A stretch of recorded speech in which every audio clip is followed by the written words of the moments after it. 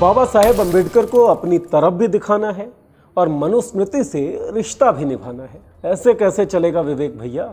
प्यारे दर्शकों, क्या आपको इस बात का पता है कि केबीसी के मेकर्स और अमिताभ बच्चन के खिलाफ एफआईआर दर्ज की गई है धार्मिक भावनाएं आहत करने के कारण। अच्छा चलिए ये बताइए कि क्या आप जानते हैं कौन बनेगा करोड़पति पर वामपंथियों का कब्जा है। वामपंथियों ने इसे हाईजैक कर लिया है, ये भी नहीं पता। चलिए कोई बात नहीं, हमें भी नहीं पता था तब तक जब तक ये महान जानकारी विवेक अग्निहोत्री जी ने अपने ट्विटर अकाउंट पर शेयर नहीं की थी। पूरा मामला क्या है ये जानने से पहले ये वीडियो देखिए। 25 दिसंबर 1927 को डॉक्टर बी.आर. अम्बेडकर और उनके अनुयायियों ने किस धर्म ग्रंथ की प्रतियां जलाई थी? मनुस्मृति। मनुस्मृति जी श्योर है? ताला लगा दिया जाए जी। डी पे ताला लगाइए कंप्यूटर जी। वाह क्या बात है, बिल्कुल सही उत्तर दिया आपने। 1927 में डॉक्टर बी.आर. अम्बेडकर ने जातिगत भेदभाव और अस्पृश्यता को वैचारिक रूप से उचित ठहराने के लिए प्राचीन हिंदू जो पाठ था मनुस्मृति की निंदा की और उन्होंने इसकी प्रतियों को भी जलाया था। 30 अक्टूबर को प्रसारित किए गए कौन बनेगा करोड़पति के इस शो में इस सवाल के बाद विवेक अग्निहोत्री बिगड़ गए। इतना बिगड़े कि उन्होंने अपने ट्विटर अकाउंट पर लिख दिया कि कौन बनेगा करोड़पति को कौमियों यानी कि वामपंथियों ने हाईजैक कर लिया है। साथ ही उनके इस ट्वीट में संस्कृति शब्द का भी जिक्र था। बहरहाल विवेक जिस विचारधारा को मानते हैं उस विचारधारा के अनुसार संस्कृति भी राज करने की ही नीति है। खैर, राब्ता रखते हैं विवेक फिल्मों से, तो मुमकिन है कि फिल्मों की बातें उन्हें ज्यादा समझ में आए। क्रिएटिविटी की खूब बात करते हैं तो उन्हें एक फिल्म का दृश्य ही देख लेना चाहिए। कौन सा दृश्य आप भी देखिए। यहां हम हिंदुस्तानी समाज की नई रचना करेंगे जहां ना ही जाति प्रथा होगी और ना ही वर्ग भेद होगा। हमें यह विचार अपनाना होगा कि सभी व्यक्ति समान रूप से पैदा होते हैं और समान रूप से मरते हैं।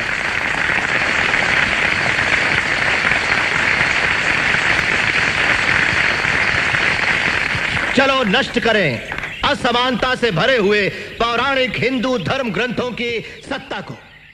25 दिसंबर 1927 को महाड़ में एक सत्याग्रह आयोजित किया गया।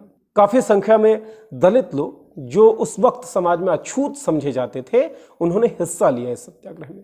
सार्वजनिक जलाशयों से पानी भरने का उनका अधिकार, मानव होने के नाते उनके जीवन के प्रति सम्मान और गरिमा की लड़ाई ये सत्याग्रह था। इसी सत्याग्रह के दौरान बाबा साहेब अम्बेडकर ने कहा कि वो पूरी तरीके से जड़ से जाति प्रथा को खत्म कर देना चाहते हैं और ये तब तक संभव नहीं है जब तक मनुस्मृति में वर्णित वर्ण व्यवस्था हमारे समाज में चलती रहेगी। और फिर ऐसा हुआ कि उसी सत्याग्रह में मनुस्मृति की प्रतियां जला दी गई। साफ है कि ऐतिहासिक घटनाओं और तथ्यों के आधार पर यह कहा जा सकता है कि केबीसी में जो सवाल पूछा गया वो वाजिब था, वो सही था। फिर सवाल ये उठता है कि अगर वो सही था तो विवेक भड़के क्यों? इसका जवाब विवेक के ही एक ट्वीट से मिलता है। इस ट्वीट में उन्होंने अपना आइडिया ऑफ इंडिया शेयर किया हुआ है। इस ट्वीट के मुताबिक विवेक अग्निहोत्री का आइडिया ऑफ इंडिया है हिंदू सोच का दर्शन, हिंदू संस्कृति की सादगी और हिंदू सभ्यता का प्रगतिवाद। विवेक अग्निहोत्री जिस हिंदू सोच से वाबस्तगी रखते हैं दरअसल वो अपना वजूद मनुस्मृति में ढूंढती है। वही मनुस्मृति जो जन्म के आधार पर लोगों को ऊंची और नीची जातियों में बांट देती है। वही मनुस्मृति जो महिलाओं को दोयम दर्जे का इंसान समझती है। और वही मनुस्मृति जो पुरुषवादी पितृसत्तात्मक ढांचे की पैरोकार है।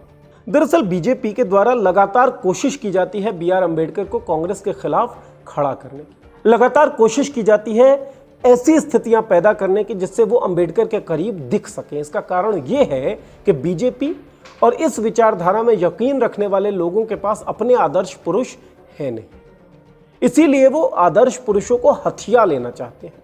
लेकिन जो उनकी विचारधारा है वो इससे कॉन्ट्राडिक्ट करती है, विरोधाभास आता है और इस तरह की स्थितियां सामने आई हैं जो स्थिति फिलहाल विवेक अग्निहोत्री के ट्वीट से दिखी है। सवाल उठता है कि क्या विवेक अग्निहोत्री इस तथ्य से भी इनकार कर देंगे कि सरदार पटेल जो हमारे पहले गृह मंत्री थे उन्होंने कभी आरएसएस को बैन कर दिया था?